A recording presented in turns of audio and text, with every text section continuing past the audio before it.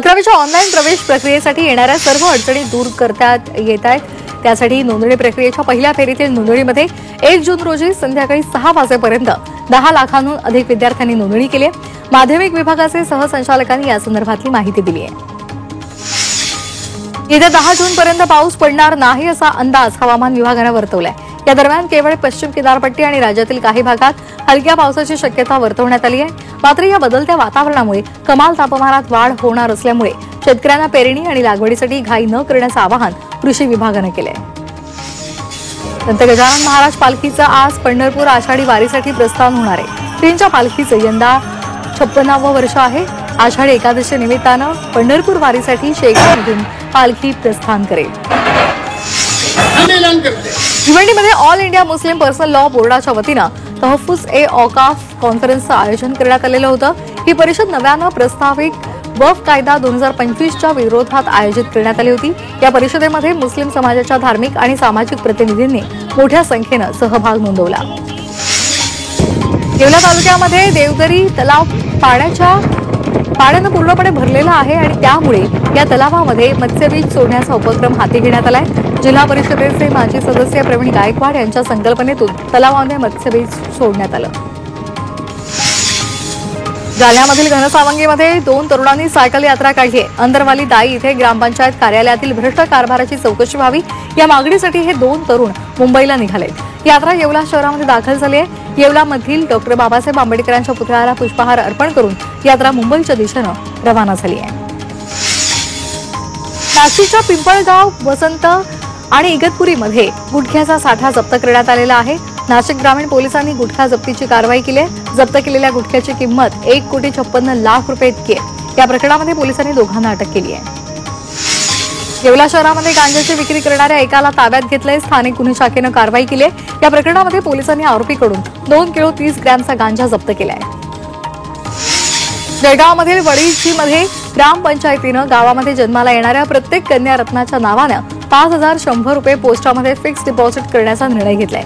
या योजनेची 1 जूनपासून अंमलबजावणी करण्यात आली आहे। मुलांप्रमाणेच कन्या ही कुटुंबासाठी महत्त्वाचा घटक असल्याचा संदेश यातून देण्यात आला। निलेश चव्हाणचं पहिलं लोकेशन घटस्फोटीत मैत्रिणीमुळे मिळालं, पण या प्रकरणाशी तिचा संबंध नसल्यामुळे तिला चौकशीनंतर पोलिसांनी सोडून दिले। निलेश चव्हाणला नेपाळच्या सीमेवर बेड्या ठोकण्यात आल्या। त्यानंतर निलेशच्या लोकेशनचा पहिला क्ल्यू तिच्या घटस्फोटीत मैत्रिणीमुळे लागल्याचं समोर आलंय। पुणे शहरातील शस्त्र परवाना संदर्भात माहिती घेणार असल्याचं उपमुख्यमंत्री अजित पवार यांनी म्हटलंय।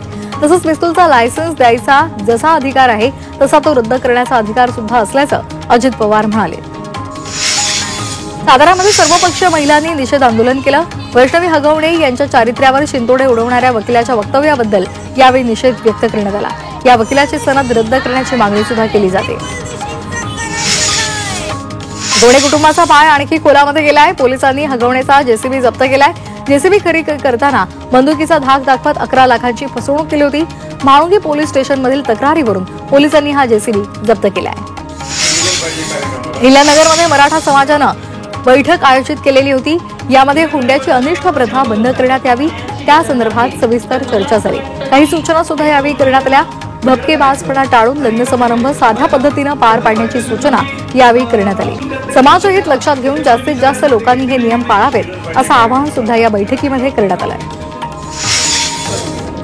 राष्ट्रवादी काँग्रेसचे आमदार अमोल मिटकरी यांनी तसंच ओबीसी नेते लक्ष्मण हाके यांच्यामधील सुरू असलेल्या शाब्दिक वादामध्ये आता अमोल मिटकरी यांनी लक्ष्मण हाके यांचा एक व्हिडिओ क्लिप ही त्यांनी ट्विट केलेली आहे।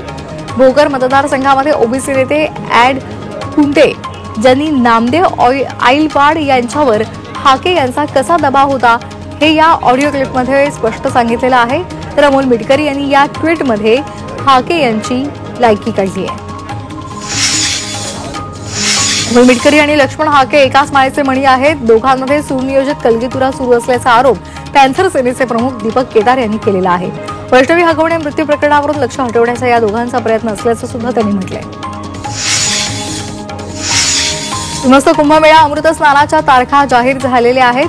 पुढील वर्षी 31 ऑक्टोबर 2026 पासून कुंभमेळा पर्वाला सुरुवात होणार आहे। 24 जुलै 2028 पर्यंत कुंभमेळा सुरू असेल। कुंभमेळ्यासंदर्भात नाशिक जिल्हाधिकारी कार्यालयामध्ये मुख्यमंत्र्यांच्या उपस्थितीमध्ये बैठक संपन्न झाली।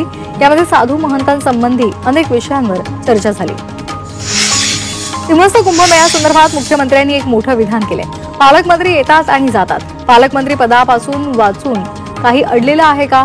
सिंहस्थ कुंभमेळ्यासंदर्भात राजकारण करू नका असं सुद्धा फडणवीसांनी म्हटले। महाजन, भुसे, झिरवळ हे काम करतील असं सुद्धा फडणवीसांनी म्हटले।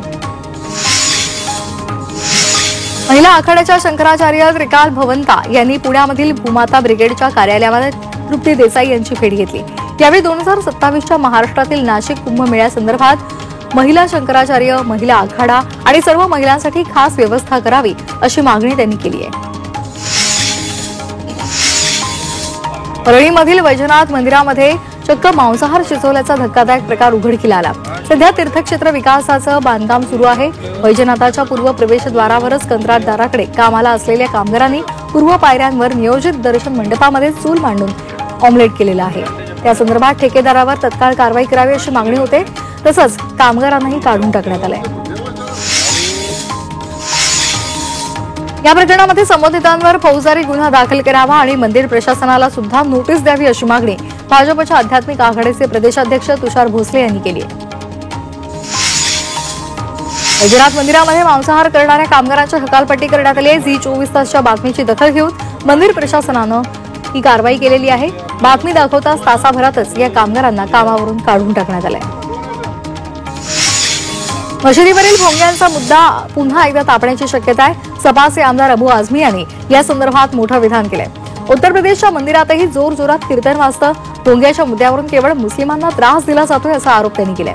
तसंच व्होट बँकेसाठी राजकारण सुरू असून पोलिसांनी डेसिबल तपासावं असं सुद्धा आझमींनी म्हटलंय। साताऱ्यामध्ये आगामी स्थानिक स्वराज्य संस्थांच्या निवडणुकीसाठी शिवसेनेनं कंबर कसली आहे। सातारा जिल्ह्यातील विविध पक्षातील पदाधिकाऱ्यांनी शिवसेनेमध्ये पक्षप्रवेश केलाय। तर येत्या महिन्याभरात एकनाथ शिंदेंच्या नेतृत्वामध्ये पश्चिम महाराष्ट्रामध्ये मोठे पक्षप्रवेश होणार असल्याचं मोठं विधान पालकमंत्री शंभूराज देसाई यांनी केलंय। महाविकास आघाडी सरकारच्या काळात उद्धव ठाकरे आणि आदित्य ठाकरे यांनी मिळून घोटाळे केलेले आहेत असा गंभीर आरोप महसूल मंत्री चंद्रशेखर बावनकुळे यांनी केलाय। कोरोनाच्या काळामध्ये ठाकरेंच्या माणसांनी पैसा खाल्लाय, त्यामुळे त्यांनी कुणावर आरोप करण्याचा त्यांना अधिकार नाहीये असंही म्हटलंय। गृहमंत्री भरत गोगावले यांच्या समर्थकांनी सुनील तटकरे यांना डिवचलंय। भरत गोगावले यांच्या वाढदिवसाच्या निमित्तानं त्यांच्या समर्थकांनी नॅपकिनचं वाटप केलं आणि सुनील तटकरे यांना डिवचलेलं आहे। सुनील तटकरे यांनी एका कार्यक्रमामध्ये भरत गोगावले यांच्या नॅपकिनची नक्कल केली होती। त्यानंतर आता गोगावले यांच्या समर्थकांनी त्यांना डिवचलंय। एक है तो सेफ है हा नारा मुख्यमंत्री देवेंद्र फडणवीसांनी पुन्हा एकदा दिलाय। आपण सगळे हिंदूच आहोत, आपण सगळे सनातन धर्म मानणारे आहोत, आपली संस्कृती, विचार आणि मानकं एक आहेत अशी भूमिका फडणवीसांनी मांडलेली आहे। नाशिकमध्ये आयोजित परशुराम भवन लोकार्पण सोहळ्यामध्ये ते बोलत होते। पालकमंत्री ठरवण्याचा अधिकार हे राज्याचा मुख्यमंत्री देवेंद्र फडणवीस यांचा आहे, त्यामुळे रायगडच्या पालकमंत्री पदासंदर्भात फडणवीसांनी निर्णय घ्यावा। त्यांचा निर्णय राष्ट्रवादीला मान्य असेल असं विधान राष्ट्रवादीचे प्रदेश प्रवक्ते आनंद परांजपे यांनी केलेलं आहे। मंत्र्यांना कृषी खातं शिक्षा वाटते असं संजय राऊतांनी म्हटलंय। मंत्री कृषी खातं गांभीर्यानं घेत नसून त्यांना नगरविकास महसुलासारखी मलाईदार खाती हवी आहेत असं म्हणत संजय राऊतांनी माणिकराव कोकाटे यांच्यावर निशाणा साधलाय। पुण्यामध्ये राष्ट्रवादी एसपीनं मनसेला धक्का दिलेला आहे। हडपसरमधील मनसेच्या 100 कार्यकर्त्यांनी शरद पवार यांच्या पक्षात प्रवेश केलाय। पवारांच्या मोदीबाग निवासस्थानी हा पक्षप्रवेश पार पडलाय। रत्नागिरीमध्ये उद्योगमंत्री उदय सामंत यांनी उपमुख्यमंत्री एकनाथ शिंदे यांचं सारथ्य केलेलं आहे। मोफत रुग्णालयाच्या लोकार्पणानंतर शिंदे यांच्या कारचं सामंत यांनी सारथ्य केलंय।